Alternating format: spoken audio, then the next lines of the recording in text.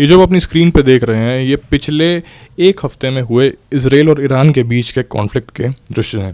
Geopolitically एक बहुत बड़ा इम्पैक्ट पड़ा है इस पूरे सिचुएशन का। मेरा नाम जियो साइट है और आज हम इजराइल और ईरान के बीच के इस एक हफ्ते के कॉन्फ्लिक्ट को देखने की कोशिश करेंगे। जनाब, आपके मैप में आप अगर देखें इजराइल और ईरान के बीच में कोई बॉर्डर तो नज़र नहीं आता है। इसलिए बड़ा सिंपल सा सवाल ये तो आता है कि यार इजराइल और ईरान लड़ किस बात कर रहे हैं। एक्चुअली ये जो टेंशन है मिडल ईस्ट में ये 1979 से जब इस्लामिक रेवोल्यूशन शुरू हुआ था तब से हो रहा है। ईरान में जब रिजीम चेंज हुआ तब ईरान ने इजराइल को अपना आइडियोलॉजिकल एनिमी घोषित कर दिया और उससे हुआ ये कि उस समय से प्रॉक्सी वॉरफेयर्स ने इजराइल की हालत ख़राब कर दी। आज के ज़माने में अली खोमेनी जो वहाँ के सुप्रीम लीडर हैं वो ईरान के एक तरीके से माने जाते हैं, वो एक राजा हैं। वो हर डिसीजन यही व्यक्ति लेता है। ये आइडियोलॉजिकली अपोज करते हैं इजराइल को और प्रॉक्सी वॉरफेयर से इजराइल की काफ़ी क्षति कर चुके हैं। न्यूक्लियर वॉरफेयर की कैपेबिलिटी में ईरान को न्यूक्लियर वॉरफेयर की कैपेबिलिटी देने में इनका काफ़ी बड़ा हाथ रहा है। रिपोर्ट्स के मुताबिक इन्होंने अमरीकी सैंक्शंस के अंडर भी अपने न्यूक्लियर फैसिलिटीज़ को डेवलप करने की पूरी से पूरी कोशिश करी है। अब ये तो हो गई ईरान की बात। अगर आप इजराइल की बात करें, उनके काउंटर पार्ट हैं Benjamin Netanyahu, who is the prime minister of Israel. Now Benjamin Netanyahu happens to be a very interesting character क्योंकि ये प्रीएम्प्टिव स्ट्राइक्स करते आए हैं, मिलिट्री फर्स्ट अप्रोच रखते हैं। एक नॉर्मल डेमोक्रेटिक लीडर जो करता है उससे काफ़ी अलग सोच रखते हैं नेतन्याहू। कहा जाता है कि पॉलिटिकली उनके डोमेस्टिक पॉलिटिक्स में इनके ऊपर प्रेशर बहुत ज़्यादा है और अमेरिका का एक इतना कॉम्प्लिकेटेड एंगल है कि मैं उसके बारे में आज तो बात नहीं कर पाऊंगा, लेकिन वो एक बहुत इंपॉर्टेंट एंगल है।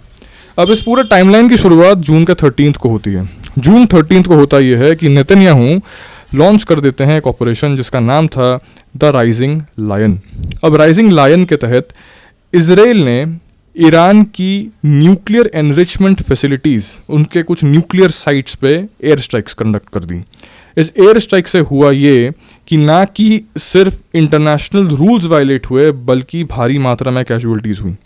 ईरान की काफ़ी ज़्यादा कैजुअल्टीज़ में से वो क्लेम करते हैं कि ना सिर्फ उनके जनरल थे, ना सिर्फ उनके साइंटिस्ट थे, बल्कि सिविलियंस भी वो क्लेम करता है। और उसी शाम इजराइल पे रिटेलिएशन में ईरान ने हमला कर दिया। ईरान के हमले में 150 से ज़्यादा बैलिस्टिक मिसाइल्स थे, 100 से ज़्यादा आर्मर्ड ड्रोन्स थे और बहुत ही इंटरेस्टिंग बात यह है कि सारे के सारे सिविलियन टारगेट्स ईरान ने चूज़ करे, जो कि एक एक्ट ऑफ वॉर बताया जाता है।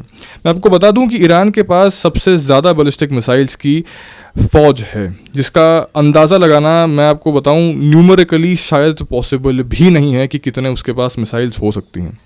और जून 14-15 में ये कॉन्फ्लिक्ट बद से बदतर होता चला गया। इजराइल ने ईरान के और अंदरूनी इलाकों में, उसके साउथ पार्स गैस फील्ड्स में, उसकी स्टेट की मीडिया के स्टूडियोज़ पे, इन सारे के सारे जगहों पे अपने एयर स्ट्राइक्स जारी रखे। और ईरान उसने भी सेम काम करा। उसने रिटेलिएशन में इस बार ना सिर्फ तेल अवीव बल्कि अलग अलग शहर जैसे बीरशेबा, हाइफा, इन सब में एयर स्ट्राइक्स उसने कंडक्ट करी। कहा जाता है कि एक अस्पताल पे जाके एक मिसाइल गिरा, जो कि एक बहुत बड़ी न्यूज़ है। इजराइल की काफ़ी ज़्यादा एडवांस टेक्नोलॉजी होने के बावजूद भी वो सिस्टम्स ओवरवेल्म होती हुई नज़र आई है क्योंकि इतनी ज़्यादा मिसाइल्स की बौछार हुई है ईरान की तरफ से और काफ़ी सिविलियन कैजुअल्टीज़ अभी भी रिपोर्ट करी जा रही है। जून के 14-15 में इतनी कैजुअल्टीज़ हुई है कि दुनिया एक तरीके से अचंभे में देख रही थी। और कनाडा में हो रहे G7 की तरफ से एक जॉइंट प्रेस रिलीज़ भी आता है कि इसको डीएस्केलेट तुरंत करना चाहिए। जून के 16 से 17 तारीख में चीज़ें जो हैं और ख़राब होती चली गई। 16 तारीख की अगर मैं सिर्फ बात करूं तो इजराइल और डीपर स्ट्राइक्स करने लगा और ईरान ने एक तरीके से अपनी इंफॉर्मेटिक्स वॉरफेयर में एक बड़ा इंटरेस्टिंग चेंज लाया। इजराइल तो बहुत पहले से ही अपने ट्विटर हैंडल का इस्तेमाल कर ही रहा था, बट इस बार ईरान ने भी एक अजीब चीज़ करी कि उन्होंने अपने पूरे देश का इंटरनेट कट डाउन कर दिया।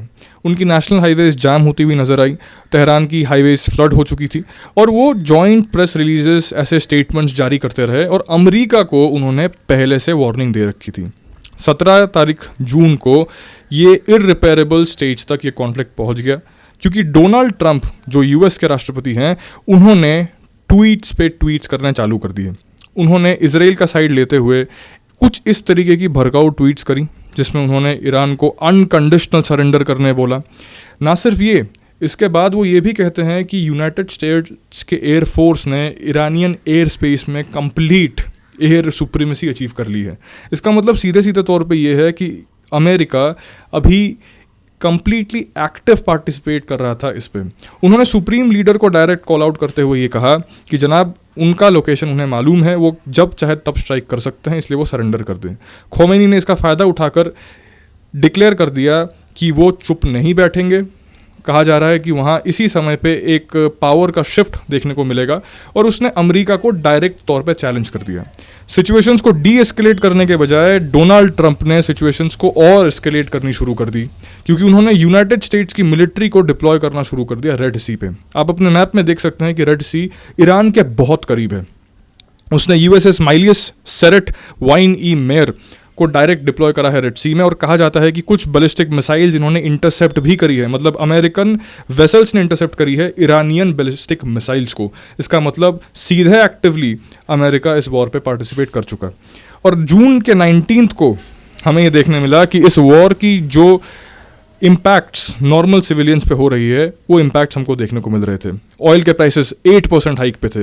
ईरान ने तकरीबन 25 missiles on an average per day fire करी और इसराइल ने हालत ख़राब कर दी ईरान की। आप अपने मैप में देख सकते हैं कि जो रेड डॉट्स हैं उन सब जगहों में सक्सेसफुल एयर स्ट्राइक्स कंडक्ट करी गई हैं। तो इतनी ख़राब हालत हो चुकी है इस पूरे सिचुएशन की। जियोपॉलिटिकली हम शायद वर्ल्ड वॉर 3 के बहुत करीब हैं। और अगर आप चाहते हैं कि ऐसी ही वीडियोस अब तक आती रहे तो मुझे कमेंट में ज़रूर बताइएगा कि आप इसके आगे कौन सी वीडियो देखना चाहेंगे। आज के लिए बस इतना ही। नमस्कार और जय हिंद।